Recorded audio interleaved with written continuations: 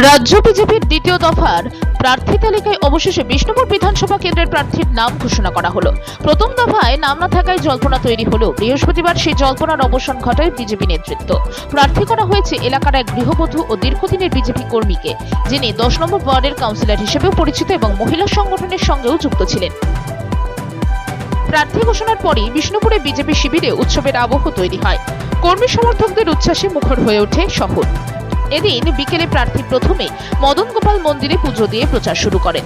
ঢাক ঢোল, গেরুয়া আবির ও বিশাল মিছিলের মধ্য দিয়ে শক্তি প্রদর্শন করে বিজেপি।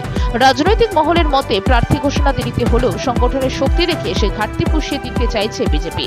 অন্যদিকে এতদিন প্রার্থী না থাকায় তৃণমূল কংগ্রেস আগেই প্রচার এগিয়েছিল। তবে এবার প্রার্থী ঘোষণার পর বিষ্ণুপুরের রাজনৈতিক লড়াই আরো জমে উঠতে চলেছে বলেই মনে করা হচ্ছে। বাঁকুড়ার বিষ্ণুপুর থেকে তন্ময় পাত্রের রিপোর্ট, সি প্রাইম নিউজ।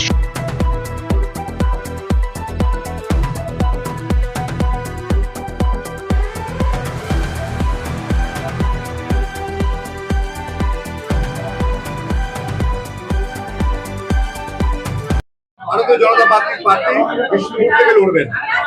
আপনি গত 5 বছর আপনাদেরকে কিন্তু বিষ্ণুপুর এলাকার মানুষ আশীর্বাদ করেছিল, কিন্তু সেই প্রার্থী তৃণমূলে যোগদান করেছেন। আপনাদের উপর কিন্তু বিষ্ণুপুর মানুষের কিন্তু আস্থা কোথায় থাকবে? এবার আপনি প্রার্থী হয়েছেন, কি করবেন? এবার আপনি প্রার্থী হয়েছেন, কি করবেন?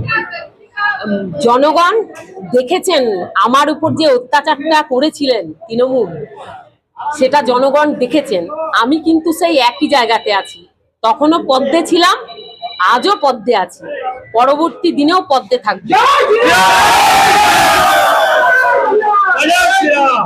জনগণ আমাদের উপর রাস্তা রেখেছিলেন, তাই জন্য কিন্তু আমরা 2024-এ আমাদের সাংসদকে পেয়েছি।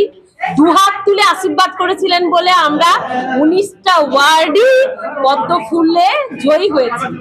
অতএব আমার বিষ্ণুপুরের জনগণের প্রতি আমার আস্থা আছে, আমার বিষ্ণুপুর বিধানসভার জনগণের প্রতি আমাদের আস্থা আছে। সবসময় আশীর্বাদ করে এসছেন, আজও তার অন্যথা হবে না। বিষ্ণুপুরের নারী শক্তি কেন? বিষ্ণুপুরের নারী শক্তি কেন না অসুর বধ হবে, সেই জন্য 5 বছর ধরে যে অত্যাচার করে এসেছেন উনি আমাদের বিষ্ণুপুর জনগণের সাথে, তার হিসাব বিষ্ণুপুর বিধানসভার মানুষ এই 2026-এর ভোটে অবশ্যই নেবে। তাই অসুর বধের জন্য এইখানটাকে বেছে নেওয়া হয়েছে। আপনি আগামী 5 বছর মানুষের জন্য কি করবেন, কি নিয়ে যাবেন ভোট চাইতে?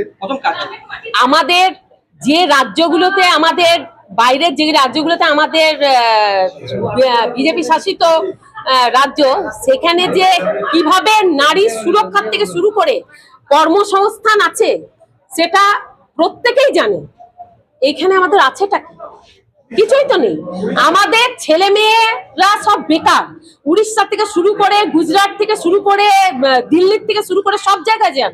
সেখানে গিয়ে যে বিজেপি শাসিত যেগুলো রাজ্য সেগুলোতে দেখে আসুক, আর আমাদের পশ্চিমবঙ্গের হাল দেখে আসুক। কিছুই নেই, অতএব কিছু বলতে হবে না।